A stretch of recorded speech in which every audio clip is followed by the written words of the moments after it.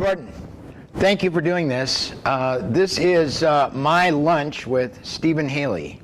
That might remind you of a title, My Dinner with Andre, and there's a reason for that. I saw the movie My Dinner for Andre years and years ago, and I absolutely fell in love with it. Watched it over and over again. Wally Shawn and Andre Gregory talking about theater and magic and philosophy and politics. And over the last 25 plus years, having conversations with Stephen Haley has always reminded me, if I get to talk to him for more than 10 minutes, of My Dinner with Andre. So I talked to Gordon last September at Yori and Kevin's wedding. And I said, Gordon, we have to make a film with Stephen Haley talking about theater. So here it is, My Lunch with Stephen Haley. But I'm not going to let Stephen talk. I am going to talk for the next 45 minutes. You're not going to get to hear him, no. I wanted to create a context for our conversation, which we may not follow. My question is, what is the psychogeography of Newburyport, Massachusetts? My question is, what is the esoteric history of dramatic productions in Newburyport, Massachusetts? To begin the psychogeography and the esoterica, I wanted to acknowledge the people who have gone or who are dead, all right? Maybe I'll just do the dead people. Robert Heinlein, you're not here. You're dead. We miss you. Great actor. Joe Dunn, great actor. Was he a great actor? I don't know. He was a great person anyway. He was a great person. And he did a lot of theater. Yeah. Jeff Valley, dead, gone, great actor, friend of ours.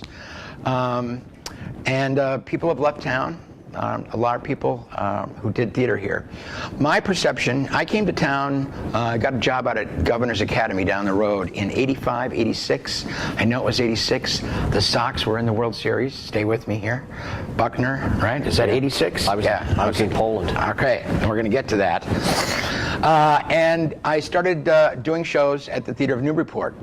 And the first show that I did was written and directed by Teresa Linehan, who's out of the area, but luckily not dead. It was The Shadow by Hans Christian Andersen. And I played the guy. I played Hans Christian Andersen, and Stephen Haley, who I'd never met before, played The Shadow. And I don't even know if he had any lines, but he was wonderful, and he's been my shadow ever since. One thing I remember about that production, and who else was in it? Greg Moss, the famous playwright Greg Moss, played a waiter. Yep. I remember, and I don't know, Belle was in it, other people were in it. Bonnie Jean, my wife, saw me for the first time in that play and fell in love with me. That's what she says. Anyway, so I met Stephen. We played catch while we were on breaks from rehearsal, and I started talking to him, and then we got together again. Then some things happened. So here's the psycho history.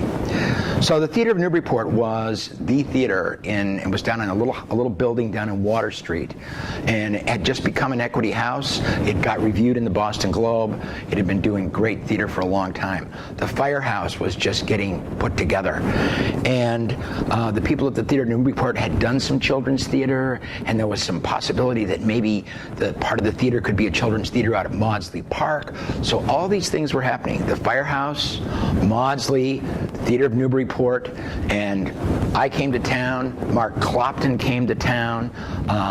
Anna Smolowitz had been doing theater. There was a lot going on. And what happened was, and this is my opinion, and if I offend you, it's on purpose.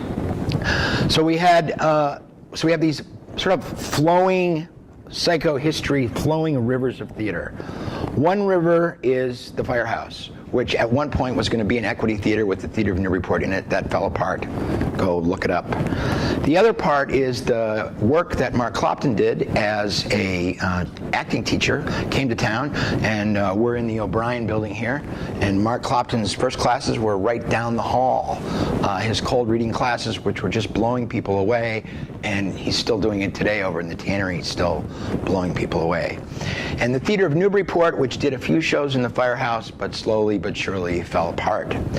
the group of actors and actresses who went to Maudsley Park did succeed in forming another theater company. It's now known as Theater in the Open, and they do plays out in the park and at the firehouse. And we did theater. I ended up doing theater with Stephen. The first show that we did was in Maudsley Park. It's the first show, I think, play ever done in Maudsley Park. It was called Maudsley is Haunted. It was about a theater company. Stephen and I were in it. Chris Helmick was in it, another person who's not here. Chris Helmick directed us in some plays that we did right downstairs at the screening room. So there's been theater done at the screening room, the little theater of Newburyport down by the ocean, the firehouse, Maudsley State Park. Any place else? The plays. Grog. They've done plays in the basement of the Grog. Yeah. All right. So these currents of theater arts have their own sort of aesthetic, their own vision. Mark does all kinds of work and inspires other people to do work, and you'd have to ask Mark what that is. Anna Smolowitz continues to do plays on a regular basis. I think she's retired 5 or 6 times in the last 10 years. Her great enduring work, of course, is the play that she wrote, Terrorzin, about the children in the concentration camps, which is 20 years old, 25 something, 25 at least, and has been done all over the world and helped lots of people to come to terms and understand what those children went through. And then there's another current in all of this, and that's the work that Stephen does.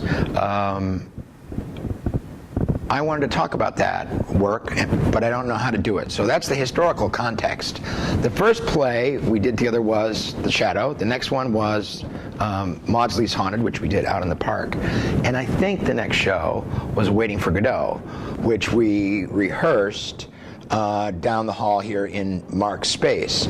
So a revolutionary theatrical event, probably illegal now that we find out, because Stephen cast Bonnie Jean and Anna Smolowitz as Dee Dee and Gogo, and he cast me as Patso and Mark Clopton as Lucky. And that particular production, I was very sick during that time, I remember, some kind of flu, and I discovered, I just hit the microphone, Gordon, sorry about that. And I discovered in working on Patso this sort of sick, deep, congested voice, which I then was able to use for that Patso. We've done it again since. And it was the encounter with Beckett. We all hated Stephen throughout the entire process. He believed that we had to do Waiting for Godot, and we said, oh yeah, Waiting for Godot, Beckett, wonderful. But when we started rehearsing that play, we got so unhappy, and all of our flaws and all of our insecurities as actors came up and were slapping us around, and we hated Stephen, and we tried to talk him out of doing it. It was just awful. On opening night, I remember Bonnie Jean is in the dressing room in the basement of the firehouse, and she refused to go on stage. She couldn't do it. And I don't know if we went up on time or what it was. Mark did some magic therapy on her and got her into the elevator, and we went up. And in our first trip across the stage, Mark drops, as Lucky drops all the luggage in the stage left wings, and manages to knock my chicken leg into the wings. And I have a whole scene with my chicken leg. So I'm back doing the play, and we're all like scrambling for our lines, and I have to figure out some way to get back over into the left wing to get my leg so that I can do my scene. And I don't know if Anna was going, if somebody was on book for Anna over stage right, and she would go over and get a line and come back. It was just a nightmare. Yeah, they would just go off stage and read. They would go off stage and read and come back. And then when we got done with Act 1, which is exactly like Act 2, and we thought, oh my God, we have to do Act 2, it's just the same thing. We got in, I'll never forget this as long as I live, and it happened more than once. We got in the elevator. Got in the elevator. To go down to the dressing room. And we just sat there. And I don't know how much time went by. We were so caught in Waiting for Godot that we were all waiting. We were sitting in the elevator, waiting. And I don't know who came to first, but somebody said, did somebody press the button? How long have we been here? We woke up in the elevator, inside, Waiting for Godot. And I think it happened, I don't know, it may have happened every performance. I think we didn't want to go in the elevator after that. But that, Stephen, changed my life. I didn't know it at the time. All I could do was be, okay, we're somehow going to do this. I don't know if I was going out for shots at intermission. I don't know what kind of terrible condition we were all in. But it was so demanding and so difficult and so shocking and so unsettling, and yet it's been the capstone or the source or whatever it is for all of the joy that I've had as an actor since that time, whatever, these 20 plus years. And so after everybody hating Stephen and hating Samuel Beckett and never wanting to do this again, it's 20 years plus later and we keep doing it. And so now I trust you, mostly. We have done most all of Beckett's stage work. We've done all the important plays. Yeah. Bonnie Jean, you, me, we've done them all. Waiting for Godot, Crap's Last Tape, A Happy Days, Endgame. We've done the little pieces. We did Quad 1, Quad 2.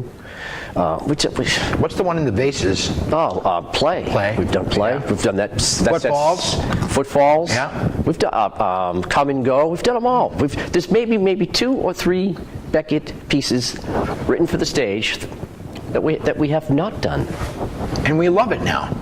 We love doing it. Yes, it's still hard. Yes, it's always. We go back to Beckett because Beckett is hard. Okay. Beckett brings us back to the wound. When we first did Waiting for Godot, none of us had any idea what we were getting to. I had no idea. I was fresh from the woods of Poland, and I brought back all my Grotowski. Mark's doing cold readings in one side of the studio, and I've got all you cats running around doing the stream in the other side. So rather than doing a cold reading, we started from the physical. So we did a lot of physical exercises, a lot of physical work, and the whole aim and purpose of that work is to exhaust the actor, tap into the actor's resistances, get them out of their ego by slaying the ego. But we didn't have a large enough vessel or a large enough context to hold all of that activity in such a way. Do you remember what was absolutely awesome about that play? Was that it got so bad. Mark, being the Mark. We love you, Mark. Yeah, we do love you. But it was so awesome. Mark fashioned these little apotropaic spiritual icons that he actually, in other words, he made a charm. He made a charm for, I think it was for Bonnie Jean and for himself. Or I don't know. But I came in one day to rehearsal and all the actors have got these icons on them. So what's that all about? To keep the evil spirits away. But of course I read that was like, keep Stephen Haley the fuck out of here. That's what that was all about. They had this icon on to protect them from me. So I mean, now talk about getting your heart slain. So it was like, well, you got wounded too, right? We all got wounded. We had no idea what we were getting to. It's the first play I ever directed. No. I'm glad I didn't know that. Second was the second, because the first play I ever did was with Anna Smolowitz. Right down here at the screening room, it was Luba. Luba was the first thing I And very close in time, because I just wanted to get my feet wet. I wanted to direct a play. I wanted to direct a play because no one would cast me in a play in this town. I couldn't get any theater work. Theater of Newburyport, they wouldn't cast me in anything. I couldn't do anything. Nobody would do anything with me. Boy, I must be a real. But anyway. No, did they ever say? I mean, no, I couldn't. So I said, okay. So if I can't get any acting work, if I can't act, if I can't work with these people, I'll just do my own goddamn work. So I started with Luba, and that was wonderful because Anna was just absolutely brilliant in it. We had Gene Haley, we had Jeff Valley, we had. Oh yeah. The lady in the clarinet. Lady in the clarinet. Oh, Lady in the clarinet. Wonderful. That's what it was. Yes, Lady in the clarinet. And John, come on, what's the guy? John Battis did the clarinet. So that's where it all started. It was a wonderful production. We all loved each other. We all had a great time. So I felt confident, this, I can do this. So that's when I said, okay, now we're going to do Waiting for Godot, because that's the whole idea was one day we're going to do Waiting for Godot. So there you were, the great Paul Wan, the great Bonnie Jean, the great Mark Clopton. We had it, who am I missing? Anna, the great. And Kevin Thomas as the boy. And Kevin Thomas, who you presided over their wedding. Yes, so that's how it all began. And once we stepped into it, I was just after the text. I was just trying to understand what was going on in Beckett's world. Why this play? Why were these characters? Why? I mean, talk about a psychohistory. So we were looking at the psychohistory of Western civilization at that point in time. These cats were all clowns, but what were they clowning about? What was at stake here? I had discovered the play in Elaine Mawhinney's Modern European Literature class, so had all that background in existentialism and all that kind of crap. But why? What was going on in this play? And that's why we did it, to find out why. But man, it was dismembering, to say the least. Dismembering. But in the end, it was a beautiful production. It was a beautiful production, and that got us. How long did it take us to recover from that play? I don't know. Well, I'm still not recovered. Yeah, maybe not. I don't know. No, I mean, and I will say, and this isn't sort of a theater. I don't know what it is, but through all these years since that moment, any crisis, any psychological crisis, any huge loss in my life, any big illness, any disjunction in jobs or relationships, and I'm, whatever the metaphor is, I'm cut off at the knees, I'm stumped, I'm frozen, I'm bound, I'm depressed, whatever it is, I experience the world in the silence and the waiting that I first experienced doing the production of Waiting for Godot. And I think that it is a state of being, and I'm sure I haven't chased it down, but what the existentialists are talking about, or what the mystics are talking about, I mean, it has supported me and contained me and allowed me to keep living astonishingly, because I can sit in the emptiness. I can sit in the emptiness. I can sit in the waiting. I can sit in the not knowing. I mean, not always, but when I'm there, and it's the place where Beckett is, and so when we go to work on it, it's not necessarily any easier, but I'm familiar. I have become familiar because of being able to be in these shows that you have conceived and directed and held a space for. I can endure somehow. It's not the right word, but... Well, no, it's a very Beckettian word. So you caught, when you read the Modern European Literature and you read that play, it caught you?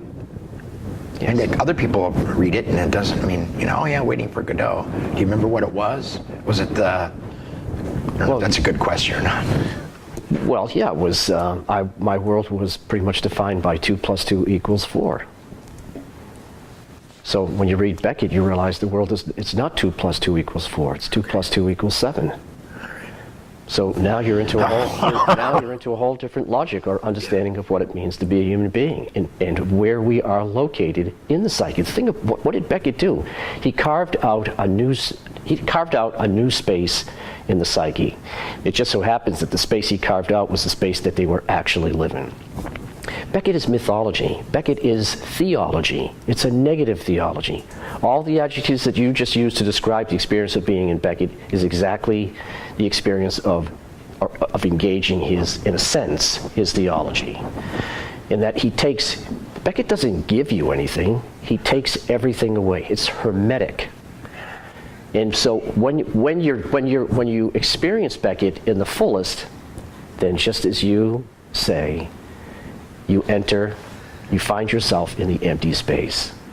And now it's about, the whole Keats notion of,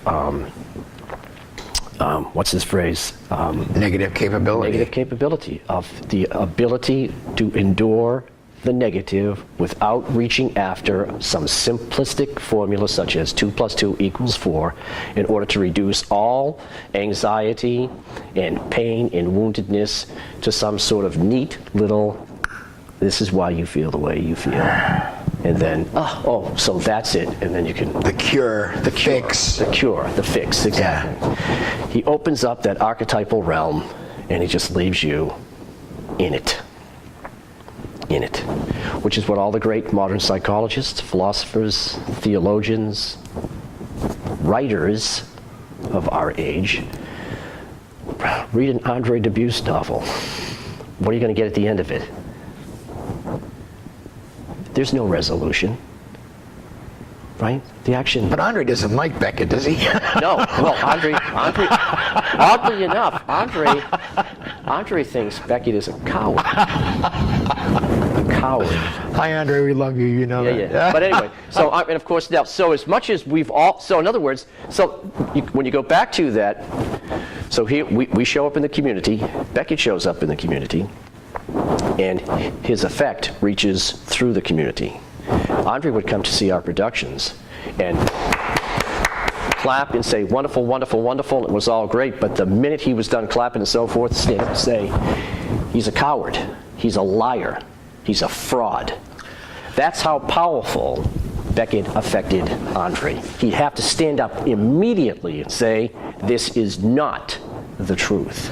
I remember sitting after Crapp's last tape and Quad 1 and Quad 2 in Charter Street. Was after the last performance, I don't know. Yeah. And laughing. I was so exhausted, but laughing over the fact that Bonnie Jean's father, who was, I don't know how old he was then, in his 70s, who spent his life as in corporate, he was a buyer for a big corporation. And he watched Quad 1 and Quad 2, and he thought it was funny as hell, and he completely understood it. And I think he kind of got Endgame as well.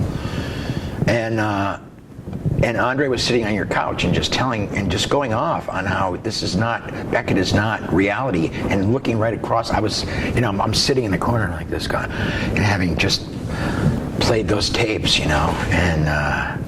and he's going, so you like this? Paul, all I could tell him is that it was alive, that Beckett was alive. Yes. That doing this play, and I can remember certainly during Crapp's last tape, I had the first experience in my life of understanding that my name didn't have anything to do with me. Right. Exactly. That I was a being, because I was being Crapp, and Crapp is looking back on his life like we are today a little bit. And I was so in that I realized that as a being, I wasn't my name Paul, or the name Crapp, or Ham, or Patsa. Made absolutely, I don't know. And that's an experience that I come back to, that I learned from being in Beckett's space, that I'm not afraid of anymore. It might even be some psychological disorder that you know that you're not your name. Right. But that experience was profound, and it happened in Charter Street, and I couldn't tell Andre that I had this experience of realizing that I didn't have a name. That I didn't have, like you said, take everything away. I had the experience of everything being taken away, and I was still alive. Yep. And I was still alive. I was still a being, and not necessarily okay, but I was alive. All right, so to your point, Miller Williams. Okay. Right? So perhaps we'll do the whole poem at some point later on. But just to your point, Miller Williams has this line in a poem called "After the Revolution for Jesus, a Secular Man Prepares His Final Remarks." All right, I'll talk about it after you read. But still, as our lives are the inhalations and exhalations of God's, we ought not fear those things we know will come, and ought not hope for what we know will not. The dogs that waited for the soldiers to come home from Philippi, New Guinea, Pennsylvania are all dead now, whether or not the men came back to call them. There is no constancy but a falling away. A falling away, with only love as a temporary stay, and not much assurance of that. Love of 2 + 2. love of the world as you at one time understood it. But it all falls away. Now Miller Williams is going to hit right on our theme. The desert religions are founded on sandy ways to set ourselves free from the endless tumbling downward. Beckett doesn't prevent that endless tumbling downward. Beckett is the endless tumbling downward. Thus we endow ourselves with gods of purpose, waiting for Godot. Thus we endow ourselves with gods of purpose, the purposes of gods, and do their battles. That's the myth. That's the myth that we're all living in this day and age. And this is the myth that we have been undoing and doing and undoing and doing and undoing and doing again and again and again. My life was done in watermelon sugar type thing. No, the deeds were done and done again as my life was done in watermelon sugar. The deeds were done and done again as my life was done in watermelon sugar. That's what we're doing when we do Beckett. We keep pulling the threads. We keep pulling the threads right out from under our feet. And thus we tumble and tumble. But as we all know, having done so many Beckett plays, talk to any Beckett player after the experience of doing a Beckett play, and what do they talk about? What do they tell you? How wonderful it was. Exactly. How exhilarating, how almost magical, how informing. In other words, it's transformative theater, because in order to do Beckett, the actor confronting the Beckett text, something has to give. Something has to move. And that's the transcendent function. There's a transformative quality to being in a Beckett play. Andre understands this from the outside in resistance to it. But if he were to ever do the Beckett play, which he's doing all the time, by the way, because he goes down in that little cave of his every day, and he writes. Yeah. He's doing exactly what Beckett. He's a writer. He gets this.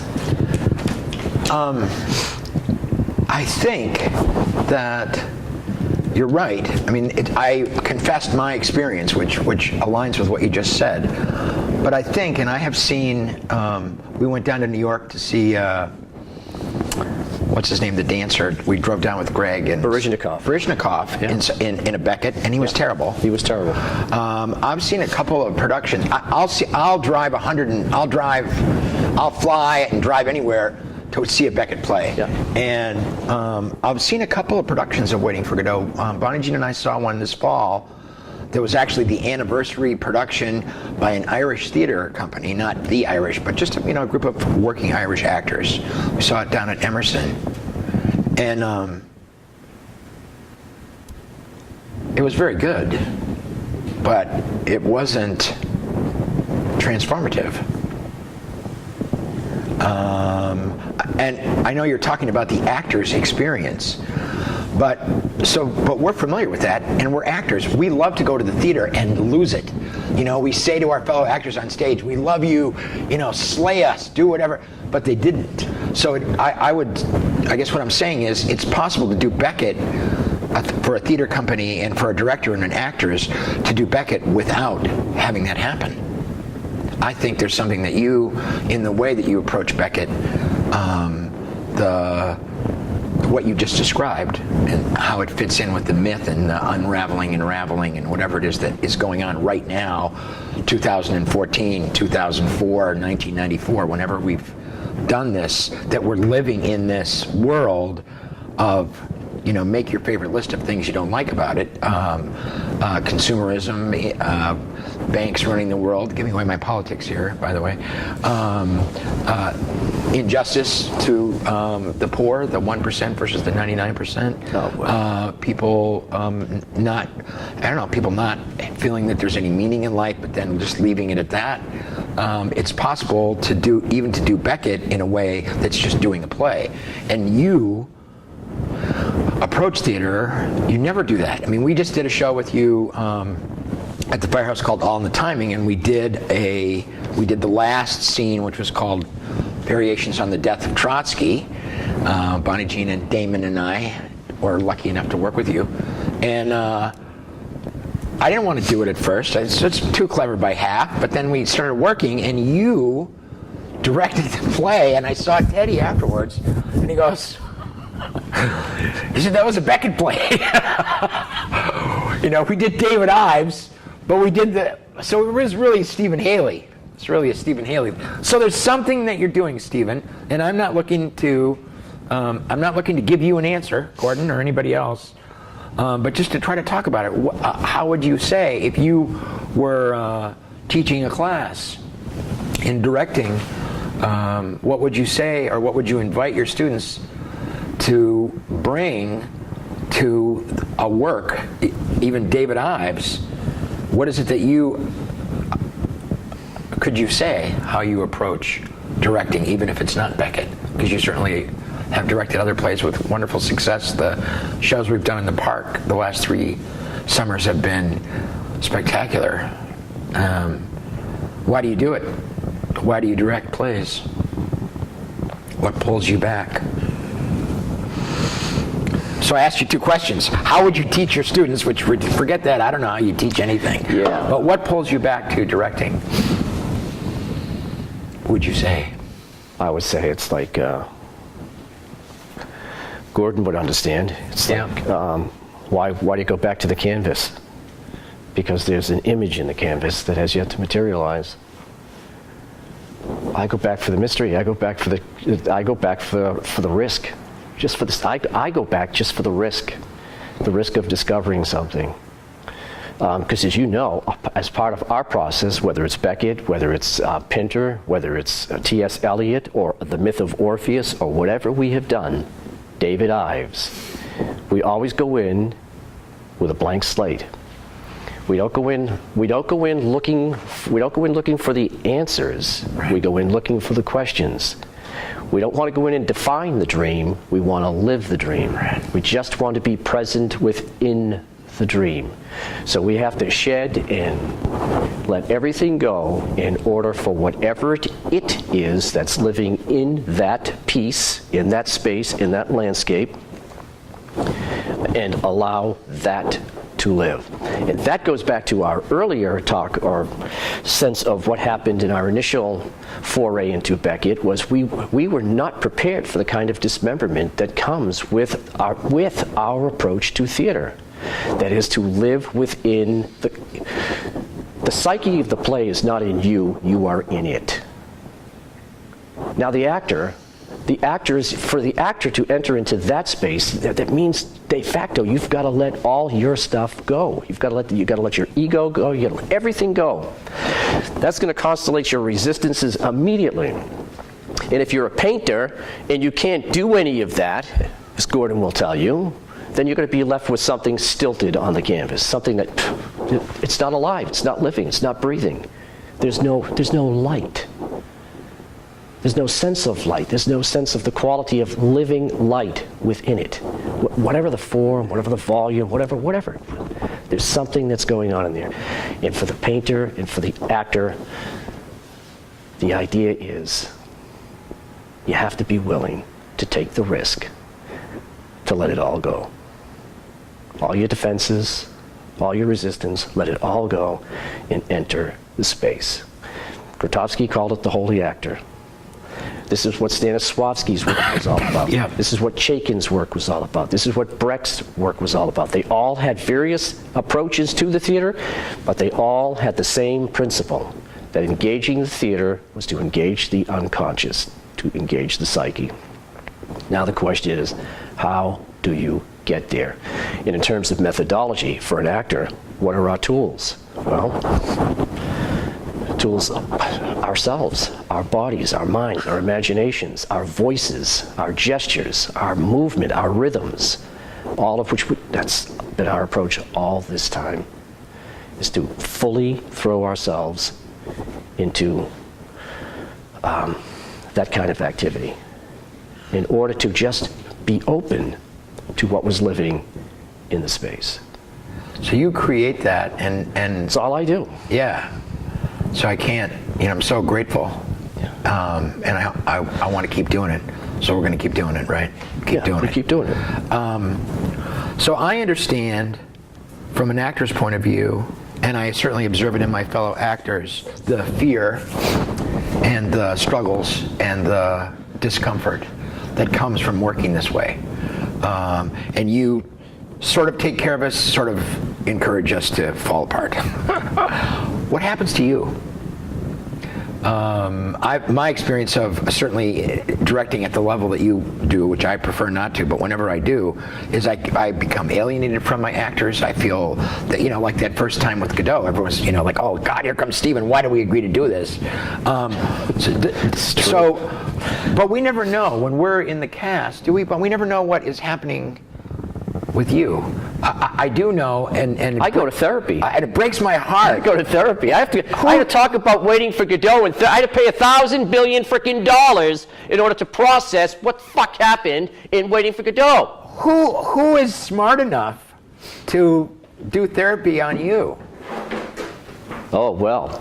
What's the matter with Mother? She could do it. Pat Berry. Pat Berry. Yes. She was great. She was my therapist. She was awesome. She came and saw Hinge, right? Or she did come and something. She came and saw Hinge. Yeah. Absolutely. So somehow psychotherapy and staying together is involved in this, which I do want to ask briefly, if see what happens with it.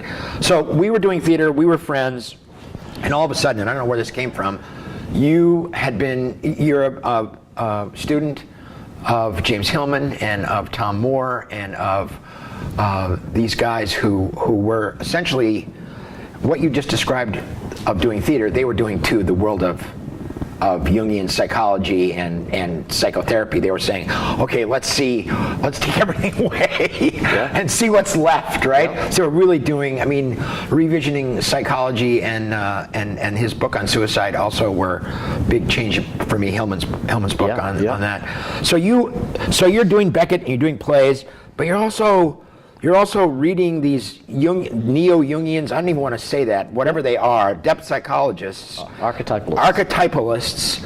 And they're clustered out in California and you decide you want to go become one, right? Yeah. Is that what happened? Do you want to talk about that or not? You don't have to. How did you become Dr. Haley? Because... or why, or something. I became Dr. Haley because I have an insatiable need to know, to understand. Yeah. I'm an abandoned child. I did theater as a way of coming to know my life wound, abandonment. I was attracted to Beckett for the obvious reason. Those characters were all abandoned. They all understood abandonment. They understood it in the most profound sense, not as personal abandonment, but as objective abandonment. They were abandoned by the culture. Because the myth that we were all living up until that point when Waiting for Godot comes into the world, that myth could hold individuals, could hold the psyche. With Waiting for Godot, we come to understand that that is no longer true. Now it's incumbent, rather than the myth holding each of us, it's now incumbent for each of us to hold the myth. In other words... Not sure about that one. Well, in other words, at one point in time, the world was circular. Oh, yeah? It was whole.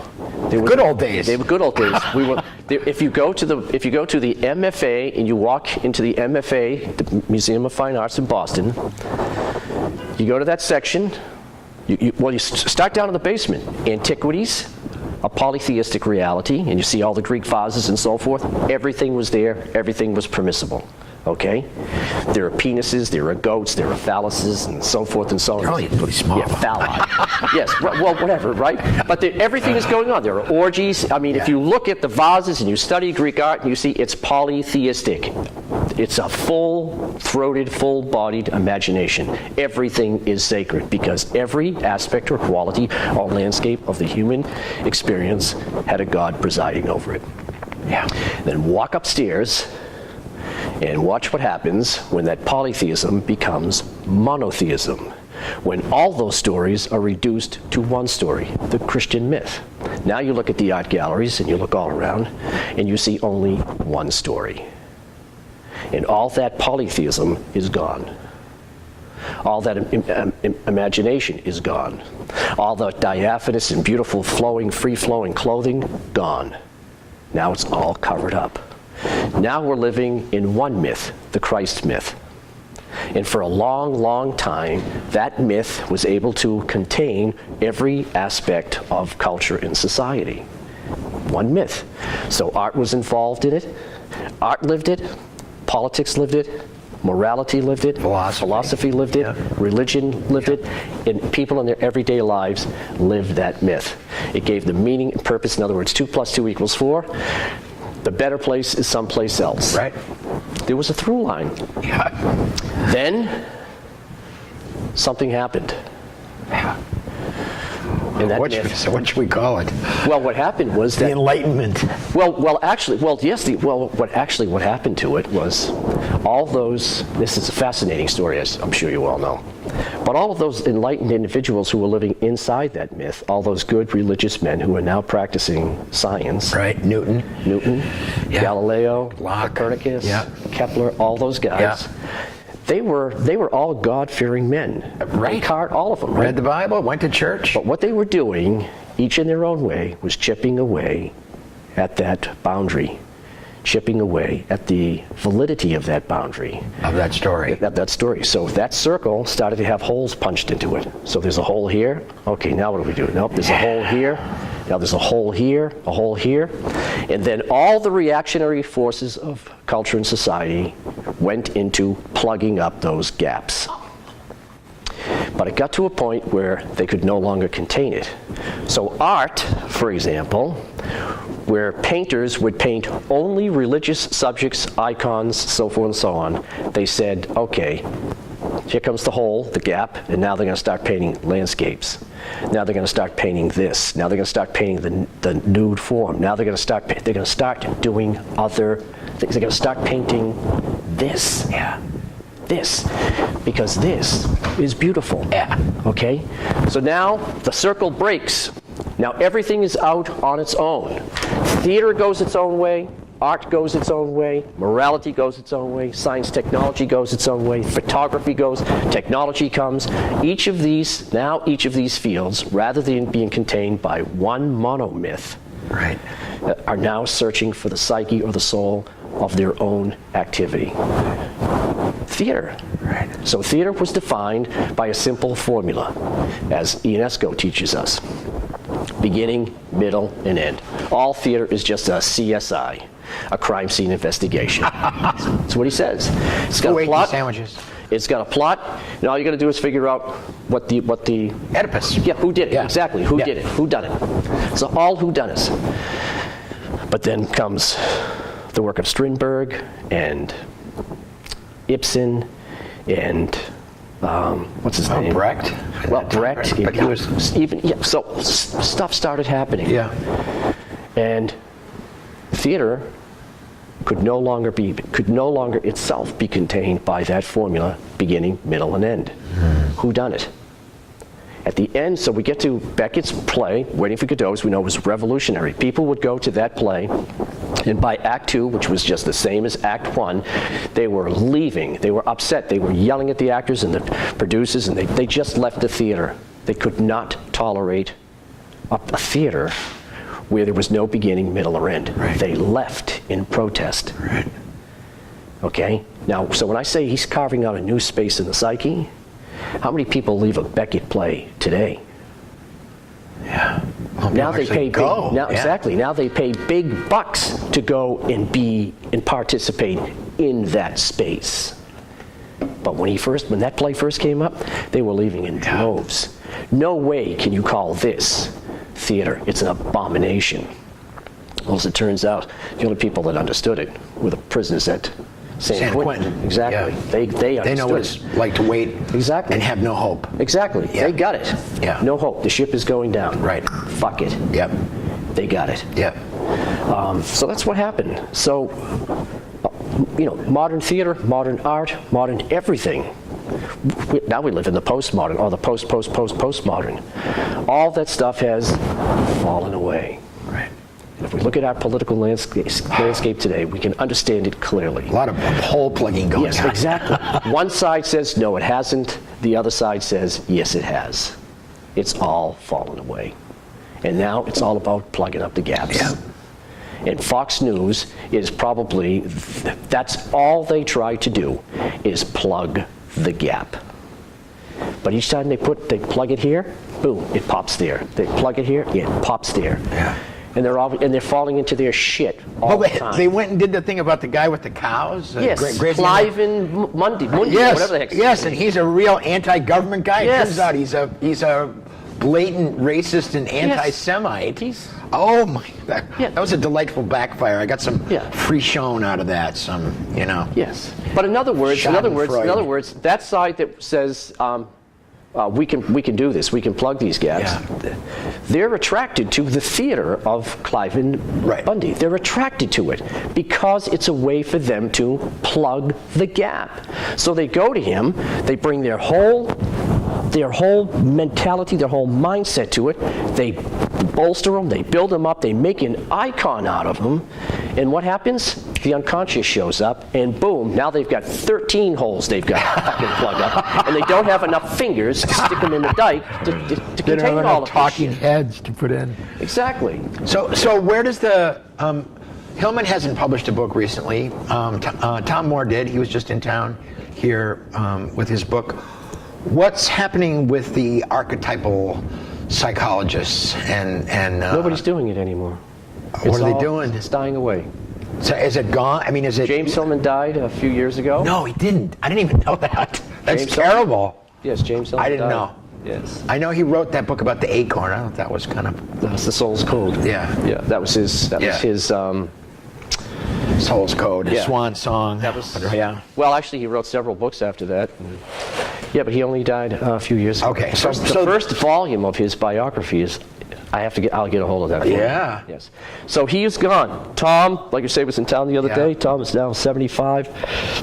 Andre He Del is still doing it. Sarto, and is that his name? But I have. So Not a lot is going on. That Right. is wonderful, wonderful. That's theater of psychology. Okay. That's what that psychology is. It's all about theater. In other words, that's the story. If there is a story, if there were a story, a Stephen Haley story, it's that the archetypal psychology and theater are sort of up to some of the same things, and that's what Yes. pulls you toward it. Yes. So, but the archetypal psychologists are not publishing books. They're not writing plays. They're not. I don't know if they go to plays or not. So, what is with all of these things falling apart? And maybe we can sort of look at this as the last little beat of our conversation here and look into the future. What are people? What are psychologists and actors and mystics and people who have great heart and care about the world? What are they up to? What are they doing? Writing plays and being in? I mean, I don't know. Well, because none of it makes sense, Stephen. Obviously, right? They're waiting for Godot. So we're in a huge waiting period right now. Yes. And we're watching people plug the holes. Yes. We're watching people lose a lot of sense of what life is all about, trying to have it make sense politically or financially or philosophically or whatever it is. But it's not adding up, is it? There's no savior on the horizon. There's no new. I don't know what people are doing for therapy these days. There's always shopping. Shopping seems to help a lot of people. Yeah. Well, the economy. Yeah, yoga is good, right? Yeah. So No. Well, now it's. I think it's. crystal ball. Well, it's complicated. It's hard to say. But I know this much about archetypal psychology. Let's say as a discipline and as a movement, it may have lost some of its momentum. And the founders of that particular movement they're dying away. But it's living through us. Right. We're doing it. Right. We've translated all of their psychological and philosophical texts into our theater. We're doing it. I feel like I'm really happy that Yeah, we're doing it. we're doing it all the time. I feel chosen and blessed, and I want to keep doing it. I don't want to go someplace else and do it. Yeah. I want to do it right here. I don't believe that somebody in New York or somebody in San Francisco or somebody in London is doing something that we can't do. Right. Or that's even more important than what we're doing. I'm glad that there's theater going on all over, but what I'm interested in is the theater that you're interested in doing right here, next, whatever the next thing is. Yeah. It's the doing. It's the doing. So we're going to do As You Like It this summer. We're doing As You Like It. Out in the park.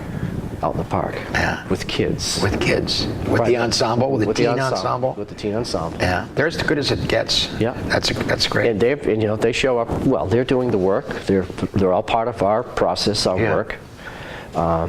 So, I mean, we're doing it. Okay. But we're doing it in new ways. We're doing it you and I are doing it in new ways because we're moving down the road. We're going down the arc. And we bring all of that earned reflection that comes with traveling down that road. You've been a teacher and an actor and a professor all your life. You've been doing this all your life. Every time you step into your classroom, this is what you're bringing into your classroom.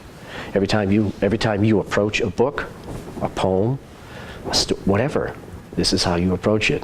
And you've been teaching generations of young people how to think imaginatively. Right.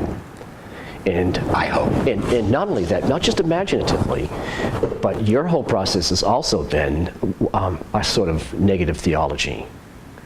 You don't walk into your classroom and say, kids, it's 2 + 2 = 4. Oh, I don't. You don't, do you? And it makes me nervous because Yes, right. somebody might be watching. Yeah, exactly. Don't come in my classroom. Exactly. And I will that's- set your education. And that's exactly the way I feel when I teach at Wentworth or at Endicott or wherever the hell I'm teaching. It's like, please don't look. If they look into the classroom, I'm dead in the water. Because, the first thing I'm asking do you realize, and you must realize, I teach in the academy. I have all these young minds that come in every day. And I don't want to sound whatever, but if one thing has become obvious to me, the academy is killing our kids. Yeah. And it's killing them by killing their imaginations. They have no idea how to respond imaginatively to the context of what's going on in the classroom. I'll give you one straight up example. I ask every class, for years and years, I ask every class, when you look in the mirror, how do you know it's you? That's where we start. So you ask the kid, when you look in the mirror, how do you know it's you? So the little kitty cat goes up to the mirror, what does the little kitty cat see? When the little doggy goes up to the mirror, what does the little doggy see? He sees the other dog. The cat sees the other cat. They jump up and down, they do this, right? Right? So when a human being walks up into the mirror, what do they see? All right, so I've been teaching for about, 7 or 8 years now. One kid, and he wasn't even a kid, he was actually, I'd say he was in his late 20s, early 30s, and he was from Kenya. And I asked this question. He was this black man from Kenya. And I asked the question, when you look in the mirror, how do you know it's you? And in a heartbeat, he said, my soul told me so. That's the only person that has ever answered that question, because my soul told me so. So he had a relationship. Exactly. With his soul. He had a relationship. He had a relationship with the other. When you look in the mirror, how do you know it's you? It's not you. It's an act of negation. All my kids want to answer it by saying, because I know it's me because I grew up with me. It's the memory. Well, I'm doing this and it's doing this. They come up with all these crazy kinds of answers because, in a sense, they don't know how to approach the question. And perhaps in an even bigger sense, they don't know how to imagine the question. In other words, they think the question is 2 + 2 = 4. Okay, so what's the formula? When I look in the mirror, what's the answer? They're looking for the answer. And in a sense, there is no answer. So when you tell them it's not you, something clicks. What they realize is that any kind of consciousness, any kind of realization is an act of negation. So that moment you described way back in our conversation of doing Godot, and you realized you didn't have a name, that Paul Juan was just a name or something? For somebody. For somebody, right. It was, so there's the act of negation. Now you're cut off from the security of that proper noun. You're cut off from that delineation.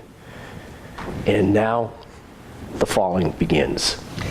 And it would be terrifying, and I'd have to check myself into a hospital if it happened without a context, but the context was doing the play. Exactly. It's the work, it's the play that. And so somehow I didn't panic. And going back to the Godot experience for me, and Bonnie Jean has the same thing happen.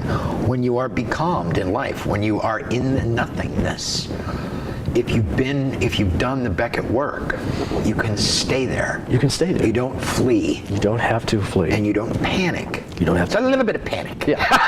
Yeah. But the thing is now you have a relationship to the anxiety. You have a relationship to the panic. Yeah. But once you do that, now it's one thing to talk about the unconscious as, the other. I mean the other. It's anything and everything that is not you. Mm-hmm. But to say that the unconscious is the root or source of our creativity, well then, how do you enter into a relationship with that creativity? How do you do it? Well, that's what you just explained. When you get comfortable, when you have that negative capability, that ability to be in the not knowing, and to be in the presence of the it that is working its way through you, because again I'll use painting as, for example, a metaphor. You're painting the painting, but really the painting is painting you. It's not that you're the poet, you're the poem. Right. That's the Lacanian take on it. Right. And Yeats said, how can we know the dancer from the dance? Yes, exactly. Right? Exactly. How can you know the dancer from the dance? And that's what we do, keep on dancing. Yeah. I could not believe in a God who could not dance. Who said that? Somebody. Well, Nietzsche said that. Did he really? Yeah, Nietzsche said that. I could not believe in a God who could not dance. Somebody else said, what's a revolution? Oh, I think in the movie V, he said something about what kind of a revolution would it be if there weren't any dancing, right? Right, exactly. So more dancing. All right. Thank you, Stephen. Well, thank you, Paul. Thanks, Gordon. Thanks, Gordon. Thanks, Gordon. Thanks, Gordon. Yeah, right on, dude. Part 2 next week. Yes.